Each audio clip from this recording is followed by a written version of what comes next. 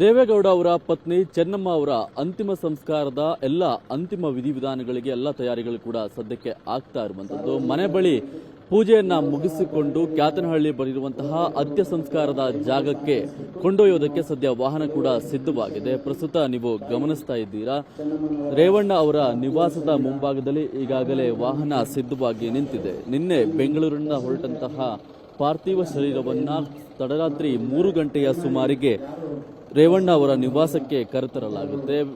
ಬೆಳಗ್ಗಿನ ಜಾವದಿಂದಲೂ ಕೂಡ ಎಲ್ಲ ಸಾರ್ವಜನಿಕರು ಕೂಡ ರೇವಣ್ಣ ಅವರ ನಿವಾಸದ ಬಳಿ ದರ್ಶನವನ್ನು ಪಡೆಯುವಂತಹ ಕೆಲಸವನ್ನ ಮಾಡಿದ್ರು. ಈಗ ಸುಮಾರು 10-15ರ ತನಕವೂ ಕೂಡ ಸಾರ್ವಜನಿಕರಿಗೆ ದರ್ಶನಕ್ಕೆ ಅವಕಾಶವನ್ನ ಮಾಡಿ ಕೊಡಲಾಗಿತ್ತು. ಇದೀಗ ಎಲ್ಲವಾಗಲೂ ಕೂಡ ಬ್ಯಾರಿಕೇಡ್ಗಳನ್ನು ಹಾಕಿ ಕ್ಲೋಸ್ ಮಾಡುವಂತಹ ಕೆಲಸವನ್ನ ಪೊಲೀಸರು ಸದ್ಯಕ್ಕೆ ಮಾಡಿದ್ದಾರೆ. ಅಂತಿಮ ವಿಧಿವಿಧಾನದ ಪೂಜೆಗಳನ್ನ ಕುಟುಂಬಸ್ಥರು ನೆರವೇರಿಸುವಂತಹ ಕೆಲಸವನ್ನ ಮಾಡ್ತಾ ಇದ್ದಾರೆ. ದೇವೇಗೌಡರು, ರೇವಣ್ಣ ಅವರು, ಹಾಗೆ ಕುಮಾರಸ್ವಾಮಿ ಅವರು, ಹಾಗೆ ಎಲ್ಲ ಕುಟುಂಬದವರು ಕೂಡ ಅಂತಿಮ ವಿಧಿವಿಧಾನದ ಪೂಜೆಗಳನ್ನ ನೆರವೇರಿಸುವಂತಹ ಕೆಲಸವನ್ನ ಮಾಡ್ತಾ ಇದ್ದಾರೆ. ಪಾರ್ಥಿವಕ್ಕೆ ಸ್ನಾನವನ್ನ ಮಾಡಿಸುವಂತಹ ಮುಖಾಂತರ, ಜೊತೆಗೆ ಪೂಜೆಯನ್ನ ಮಾಡುವಂತಹ ಮುಖಾಂತರ, ತದನಂತರ ಮನೆಯ ಎದುರು ಭಾಗದ ದೃಶ್ಯವನ್ನು ಕೂಡ ನೀವು ಗಮನಿಸಬಹುದು. ಮನೆಯ ಎದುರು ಭಾಗದಿಂದ ನೇರವಾಗಿ ಪಲ್ಲಕ್ಕಿಯ ಮುಖಾಂತರವಾಗಿ ಮೃತದೇಹವನ್ನ ತರುವಂತಹ ಕೆಲಸವನ್ನ ಮಾಡಲಾಗುತ್ತೆ. ತದನಂತರ ಈ ವಾಹನಕ್ಕೆ ಶಿಫ್ಟ್ ಅನ್ನ ಮಾಡುವಂತಹ ಕೆಲಸವನ್ನ ಮಾಡ್ತಾರೆ. ಇಲ್ಲಿಂದ ಅಂತ್ಯ ಸಂಸ್ಕಾರದ ಸ್ಥಳಕ್ಕೆ ಸುಮಾರು 10 ಕಿಲೋಮೀಟರ್ ಅಂತರವಿದೆ. ಮಧ್ಯದಲ್ಲಿ ಸಿಗುವಂತಹ 2-3 ದೇವಸ್ಥಾನಗಳಲ್ಲೂ ಕೂಡ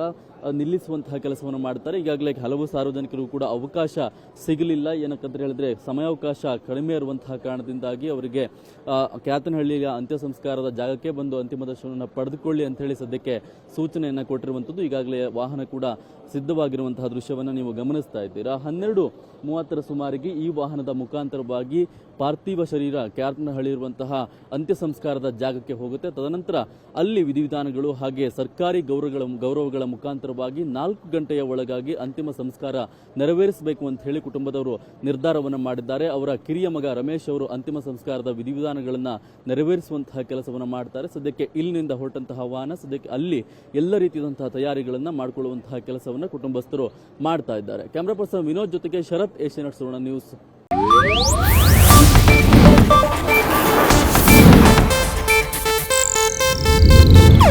ಇದು ಏಷ್ಯಾನೆಟ್ ನ್ಯೂಸ್ ನೆಟ್ವರ್ಕ್ ಪ್ರಸ್ತುತಿ.